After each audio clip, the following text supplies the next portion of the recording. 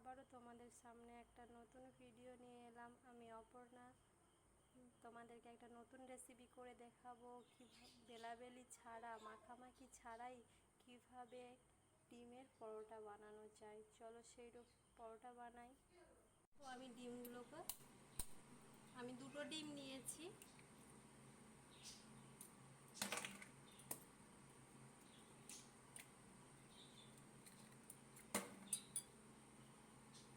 এর মধ্যে দিয়ে দেবো পেঁয়াজ কুচি, কাঁচা লঙ্কা কুচি, ধনেপাতা কুচি আর হালকা করে একটু লবণ। এটাকে দিয়ে ভালো করে ফেটে নেব। ডিমটা আমি ভালো করে ফেটে নিয়েছি। এটাকে এবারে আমি সাইড করে রেখে দেব। আরেকটা জায়গা নিয়ে নিয়েছি, তার মধ্যে আমি দিয়ে দেব 1.5 কাপ ময়দা। দিলাম 1 চামচ লবণ, 1 চামচ চিনি দিয়ে এটাকে ভালো করে মাখিয়ে নেব। এটা আমার ফাটা হয়ে গেছে, পুরো এরকম হবে, পুরো যেন দোলা ভাব না থাকে, এমনভাবে বেটারটা করে নেবে। আমি আলুর পুরটা করার জন্য আরেকটা তাওয়া বসিয়ে নিয়েছি, তাইতে দিয়ে দিলাম সরষের তেল,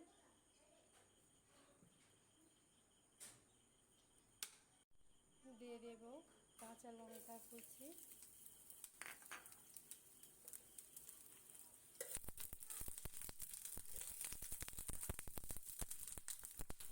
দিয়ে দেব পেঁয়াজ কুচি। পেঁয়াজগুলো কি সুন্দর লাল লাল হয়ে গেছে। এরপরে আমি দিয়ে দেব ক্যাপসিকাম। তোমরা এখানে চাইলে পেঁয়াজ কলিও দিতে পারো। এখন আমার হাতের কাছে যেটা ছিল সেটাই আমি দিলাম। পরে আমি দিয়ে দেব 1 চামচ লঙ্কার গুঁড়ো, একটু হালকা করে হলুদের গুঁড়ো দিয়ে একটু হালকা করে জল দিয়ে দেব। দেওয়ার পরে আমি দিয়ে দেব জিরা গুঁড়ো আর ধনে গুঁড়ো।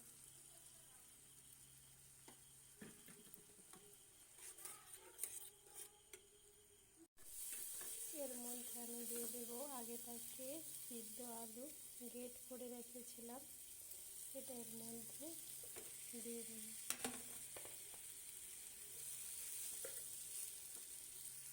এরপরে এর মধ্যে দিয়ে দেব লবণ। দিয়েই আমার পুরটা পুরো রেডি। এটা নামিয়ে নেব। ধনেপাতা দিয়ে দিলাম। দেখো পুরটা কি সুন্দর রেডি হয়ে গেছে।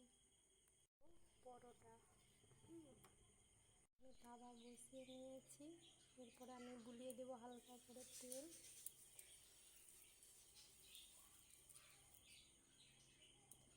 এবারে আমি বেটারটাকে ডাবুর করে তুলে নিয়ে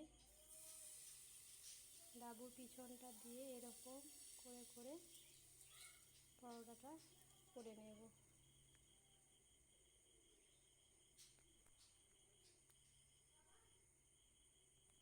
উপরটা কীরকম শুকনো শুকনো হয়ে গেছে। আগে থেকে সে ফেটে রাখা ডিমটাকে আর উপরে এরকম দিয়ে দেব। আমি এই রুটিটাকে উল্টিয়ে নেব। আমি রুটিটাকে উল্টিয়ে নিয়েছি। এরপরে আমি সেই আলুর পুরটা দিয়ে দেব। এটাকে কি চৌকোভাবে দেবে, কারণ আমরা পরোটাটাকে মুড়তে হবে। আমি তো চৌকোভাবে দিচ্ছি, তোমরা দেখো পুরো ভিডিওটা। বেশি দেবে না, 1 চামচ বা একটু অল্প করে দেবে, কারণ যেহেতু এই পরোটাটাকে মুড়তে হবে। দিয়ে এরকম করে চৌকোভাবে তোমরা দিয়ে দেবে। দেখো আমি পরোটাটাকে মুড়ে নিচ্ছি।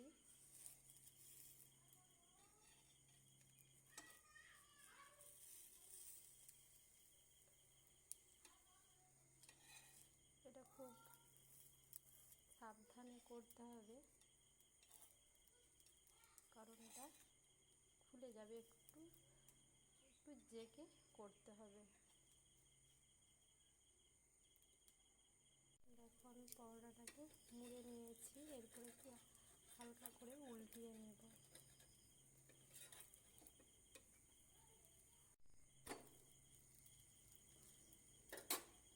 এর উপর থেকে আমি তেল একটু হালকা করে দিয়ে দেব।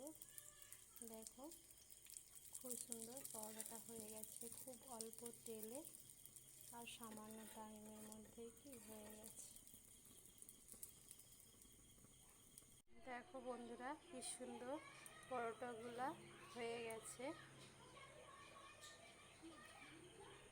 দেখো বন্ধুরা পরোটাটা কি সুন্দর নরম তুলতুলে হয়েছে, আর দেখতেও খুব সুন্দর হয়েছে। দেখো খুব সুন্দর হয়েছে, নরম তুলতুলে। এটা কি তোমরা